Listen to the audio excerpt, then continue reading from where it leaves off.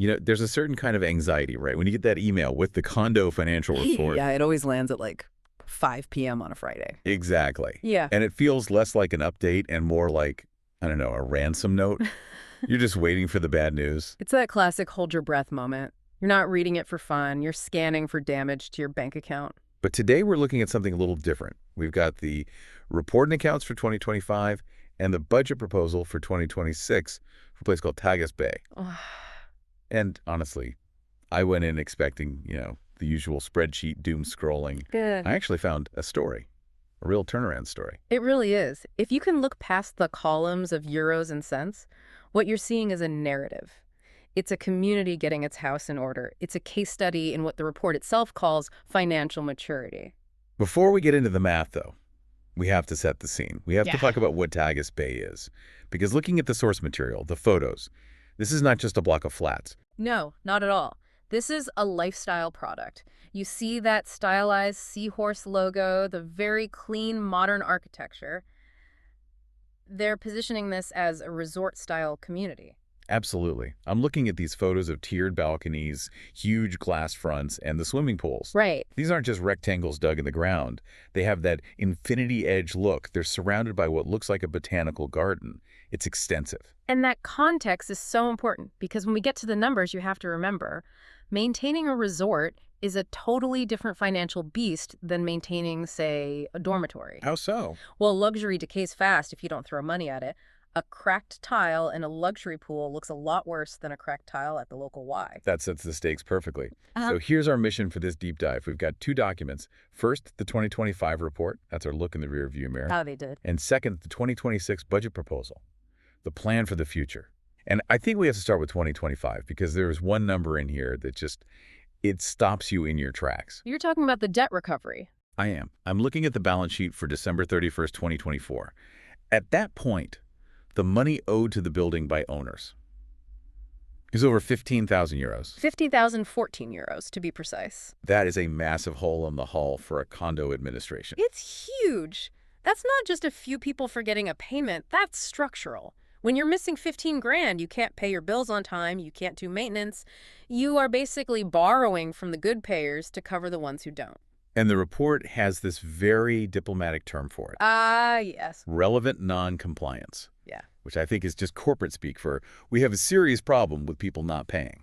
It's a polite way of saying the delinquency was a material threat to the operation. It wasn't just noise anymore, it was relevant. So that's where things stood at the start of 2025.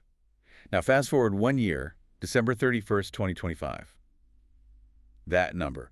It dropped from 15,000 down to 2,430 euros. It's a staggering reduction. I mean, do the math on that. They cleared 12,500 euros of bad debt off the books. In 12 months. That's an 83.8% drop in delinquency. It's incredible. How do you even do that? Do you just send angrier emails? Yep. The report credits firm action on recovery and rigorous and effective collection management. Well, firm action usually means a strategic shift. You move from polite reminders to, legal notifications. It means the management company, MBD Jest, stopped accepting excuses. It changes the whole culture of the building, doesn't it? Completely. When you have that relevant non-compliance, the honest payers feel like suckers. They see their neighbors using the pool but not paying for it. By crushing that debt down to what they now call residual debt, you restore a sense of fairness. And residual debt is just life, right? A bank transfer fails, someone's on vacation. Exactly. It's manageable friction. 15,000 euros is a crisis. And looking at the rest of the 2025 financials, this recovery wasn't just about cleaning the books. It looks like it actually funded the building's stability. The report mentions consistent growth in the Common Reserve Fund. And that is the so what of this whole exercise. Because they collected that old debt, they didn't have to raid their savings to pay the gardener. They could actually add to the reserve fund. Which is the rainy day fund. It's more than that.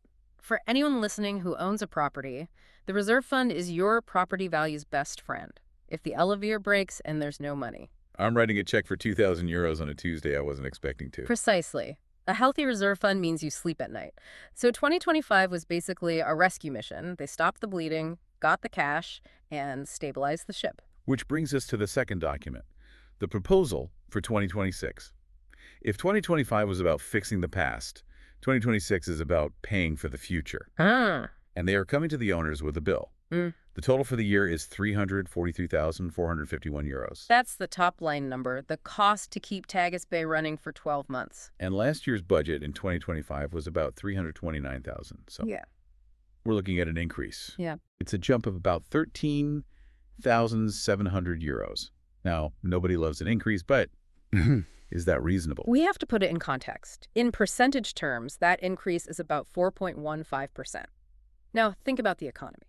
Inflation, rising labor costs. A 4.15% increase is what analysts would call contained growth. So you're saying in real purchasing power, the budget is basically flat. It might even be a slight decrease in real terms. Honestly, if they'd come back with a 0% increase, I'd be worried. Why? It would mean they were cutting services somewhere to keep the price tag the same. A 4% hike suggests they're being realistic about what things actually cost in 2026. Okay, so the top line number isn't price gouging. It's just economics.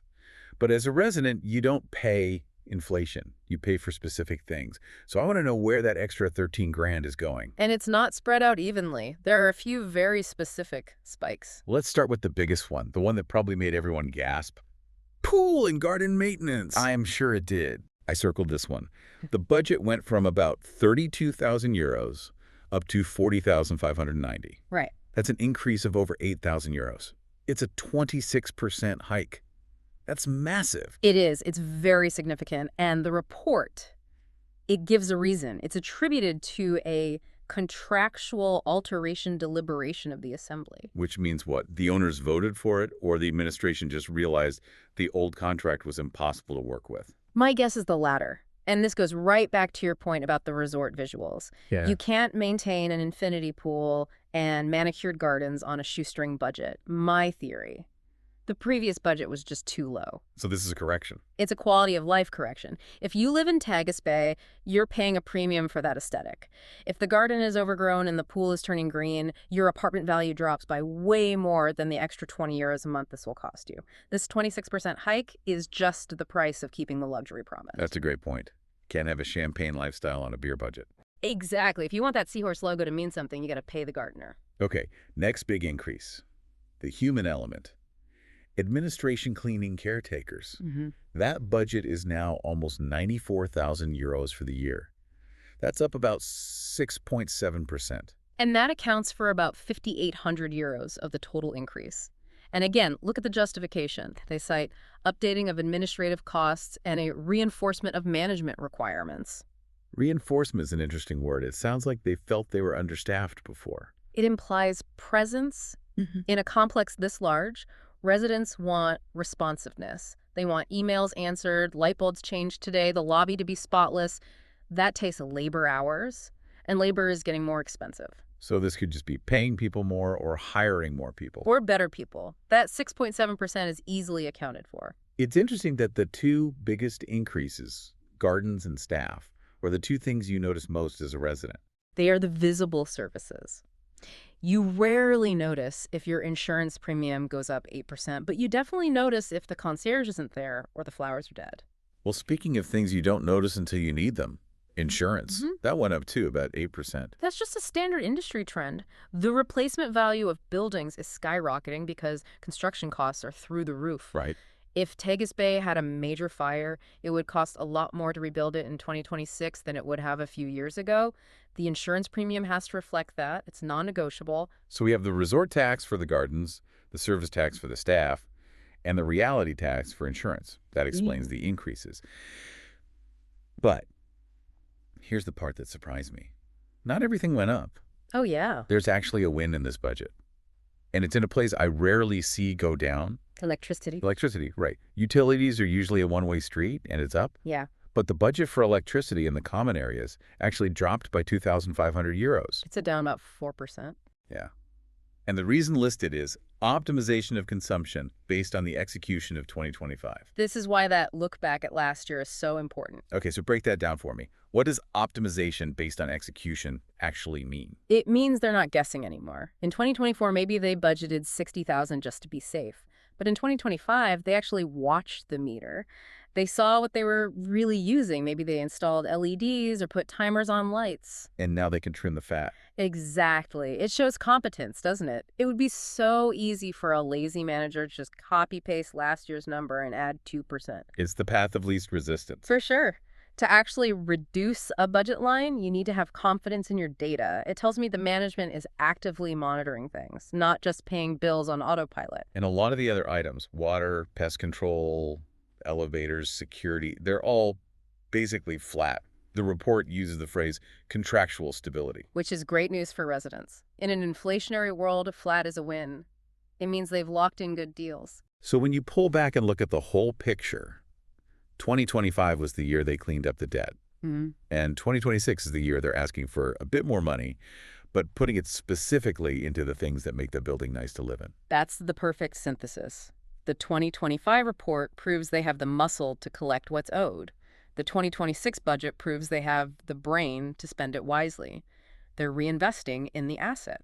It feels like the building has, I don't know, graduated. You said financial maturity at the top of the show. Is this what it looks like? This is exactly what it looks like. An immature condo runs from crisis to crisis. Unexpected fees, deferred maintenance, high debt.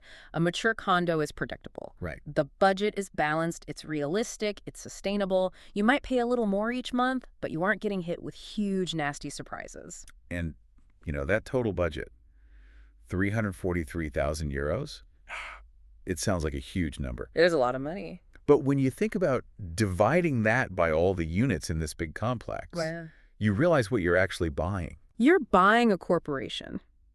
In a way. It's a great way to put it. When you buy an apartment, you focus on your four walls, right? I own this kitchen. But legally, you are a shareholder in a massive nonprofit that operates pools, employs people, and maintains complex infrastructure. And that corporation costs 343,000 euros a year to run. Correct. And if you underfund that corporation, if you try to be cheap and cut the budget to, say, 200,000, the corporation starts to fail. The pool cracks, the staff quits, the debt piles up, and then your kitchen loses 20% of its market value. That is the thought I want to leave everyone with. We often resent that monthly condo fee. We see it as lost money. But this report makes it so clear that the fee is actually an investment protection premium. That extra money for the garden isn't vanishing. It's being planted in the ground to make sure your property value stays high. It's the price of admission for the lifestyle you bought into. And from these documents, it really looks like Tagus Bay is finally willing to pay that price. From relevant noncompliance to residual debt. It's a very positive report card. If I were an owner there, I'd vote to approve this budget, no question. High praise. Well, that wraps up our deep dive. It turns out spreadsheets can tell a pretty compelling story after all. They can. It was a pleasure to dig into the numbers. Thanks for listening, everyone. We'll catch you on the next deep dive.